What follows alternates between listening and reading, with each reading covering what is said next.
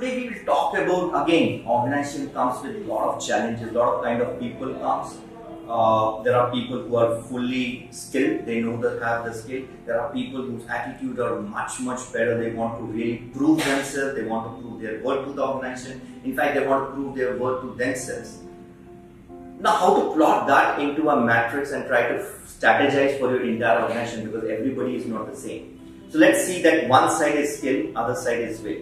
Will is more related to that I want to do it. Okay, that attitude of doing is the will. Skill is I have got a skill set, I have got that kind of knowledge, skill to really perform that job. Now just understand that you are a fully skilled person. Your organization, there are 10 people who are fully skilled to do a particular job, but their will is low. They don't want to do the job. It happened in my earlier organization.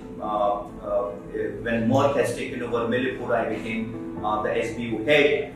There was a very senior person. He was a PhD from one of the best institute. Experience-wise, he was much more experienced than me. And he was very critical for the organization because it's a science. Because I was a head of life science or a bioscience, and he's a man of the science. He can turn around my business. We had struggled initially last year because acquisition has happened, and this year was like do and die situation. Running an organization, I have a team member of 2,500, or any size of organization is always difficult. You have multiple kind of people, somebody who is very good in skill.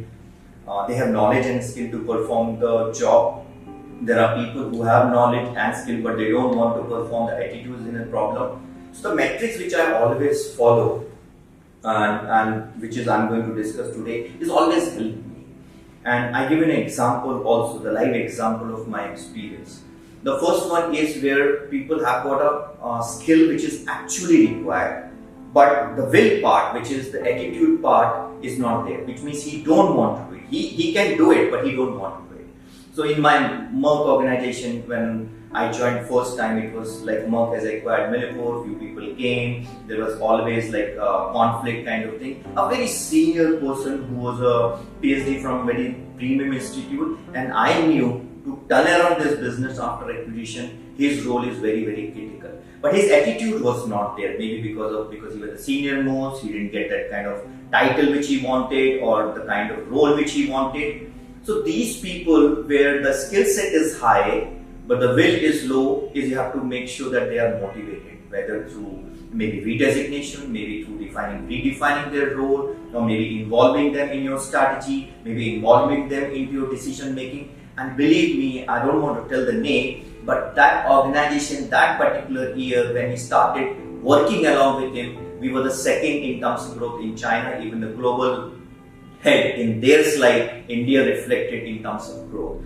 What I want to tell you with this is, if the skill is there and the will part is missing, these are the people whom you should motivate.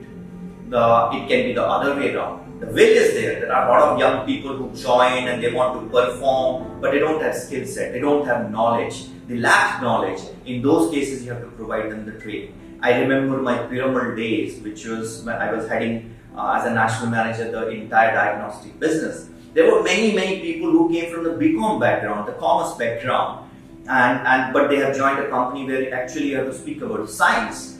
But their attitude was like do and die. Anyhow they want to bring the business. There comes the training. And believe me, if I take top 10 executive at representative level, maybe 4 or 5 were from the BCom background, the commerce background, and they were the leading, and they were the leader, or they were the performer in a business which is completely driven by the science. And therefore training becomes very critical, where the will is very high and the skill is something which is missing. You give them training about their skill set which is required, maybe the sales training, how to open the call, how to probe, how to position your product, how to gain the commitment, how to do inside the chamber activity. At the same time, also give them the product knowledge, about the industry. So if you really give a proper training to the people whose will is very high, but they are lacking skill, I think the organization will perform.